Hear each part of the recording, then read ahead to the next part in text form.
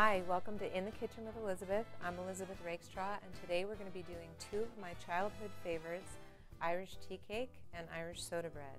So if you're ready, let's get started. We're going to be starting with Irish tea cake. My mother was all Irish, and we used to tease her about her freckle tan to go along with her reddish brown hair.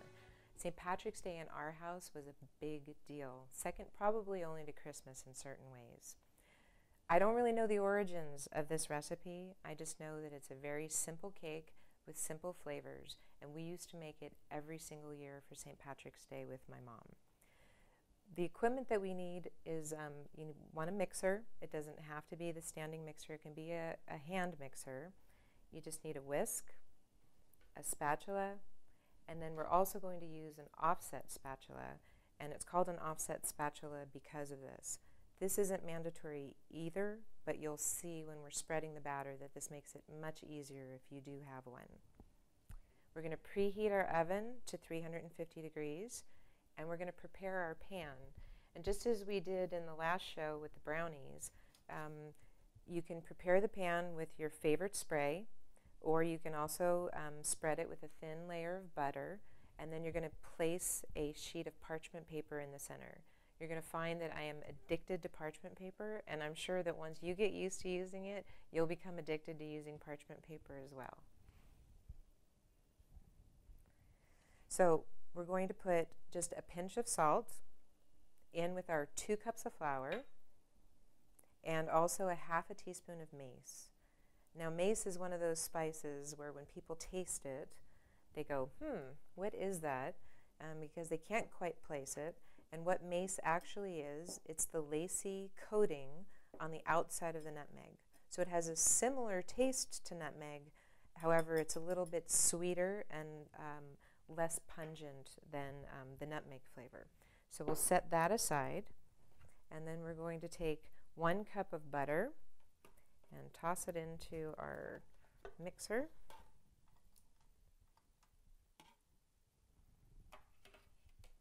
And then we're going to turn the mixer on, and we're going to add the sugar in a small stream. It should take you about a minute to get all of the sugar beaten in at medium speed on your mixer.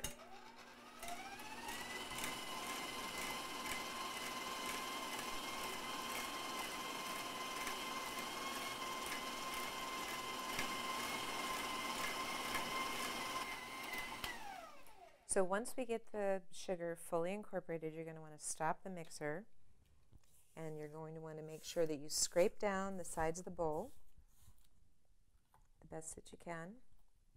And then we are going to be adding the eggs one at a time and beating thoroughly at high speed between each addition.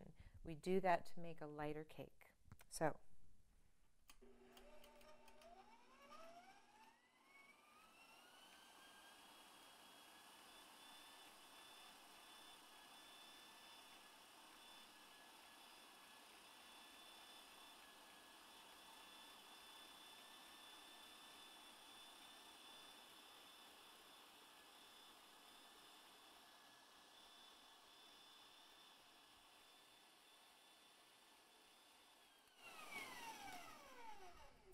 So once we get all of the eggs fully incorporated, you're going to want to scrape down the sides of the bowl again, as best as you can.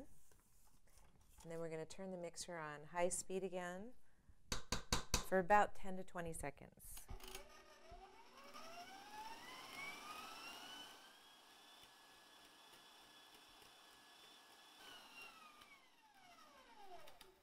Okay. Then what we're going to be doing is we're going to be adding our flour mixture in 1/3 increments and scraping down the sides of the bowl in between each addition. So we'll start with about 1/3, and it doesn't need to be exact.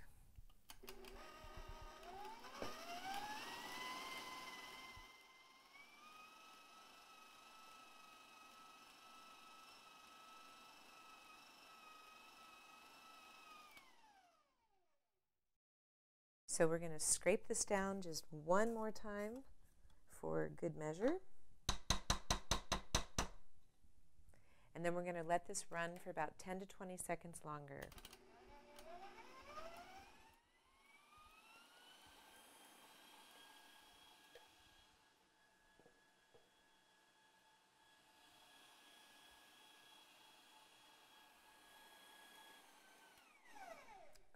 So now we're going to be ready to put the batter into the pan.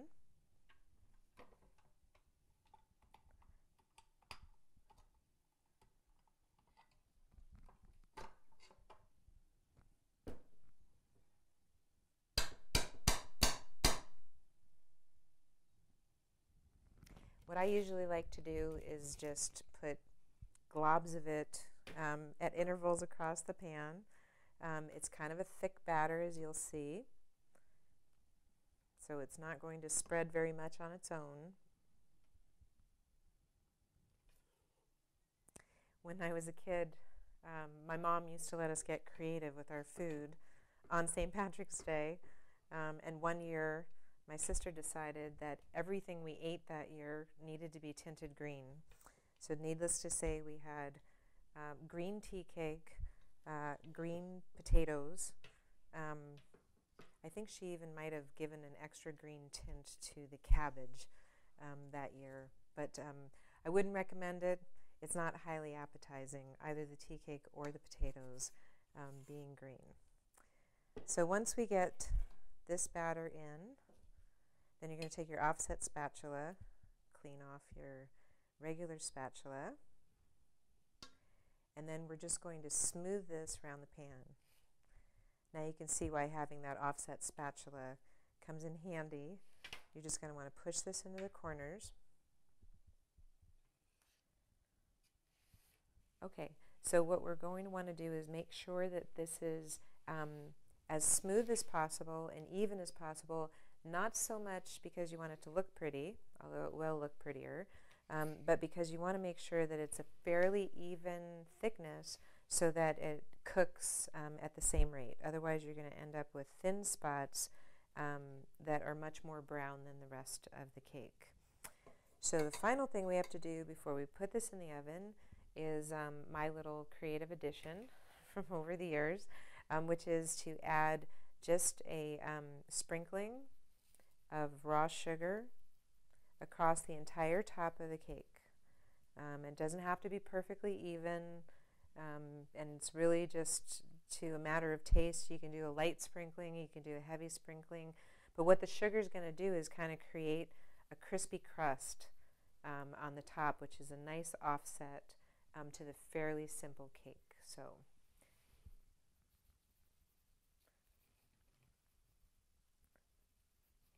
now we're ready to go into the oven.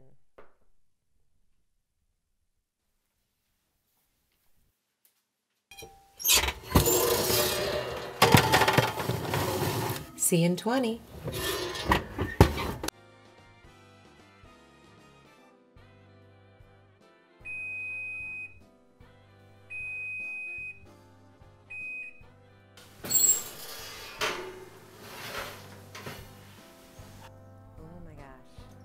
Look at that.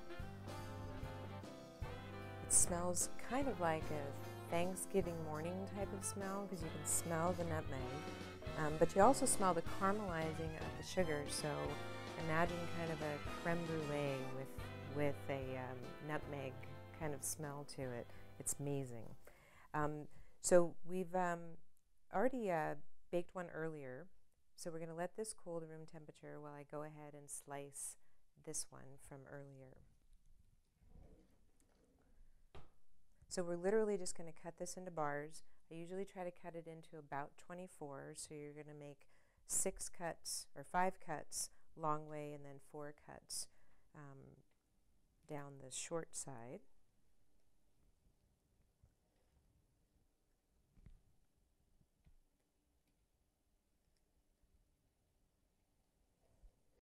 So I can't wait to try these. And in just a moment, you're going to see why I'm so addicted to parchment paper and why I hope you become addicted to parchment paper when you see how well these lift out and how clean it is when you pull them out. So we're just going to plate some of these up to bring to friends and of course to share with the crew because they've been smelling these for the last half hour. And I'm sure that they're hungry too. So whether you're Irish or just Irish for the day on St. Patrick's Day, I hope that you'll give this recipe a try and hopefully start a new tradition in your family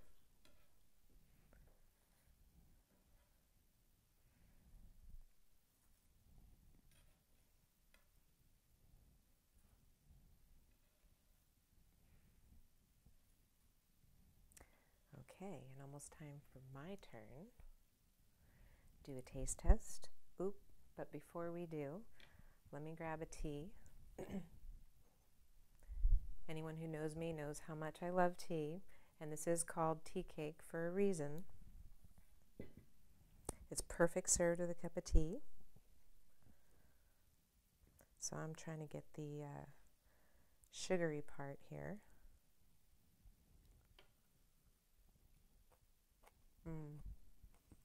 You can probably hear the crunch of the sugar. It's perfect against the texture of the cake. And the mace is a perfect complement to the buttery flavor of the cake. So this, with a sip of tea, a perfect moment of joy. So I've been so inspired by our Irish tea cakes that I think I've invented a new dessert. Forget the tea, forget the ice cream. We're going to go for some Irish cream, poured over some Irish tea cakes that we've cut into cubes, and then top it all off with a dollop of whipped cream. How could it get any better than that? So, after a long day, this is going to be fabulous. It's going to be kind of the Irish version of a takeoff on tres leches.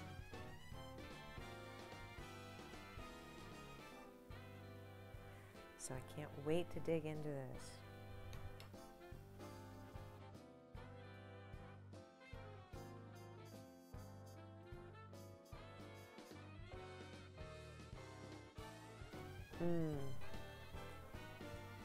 Heaven. So good.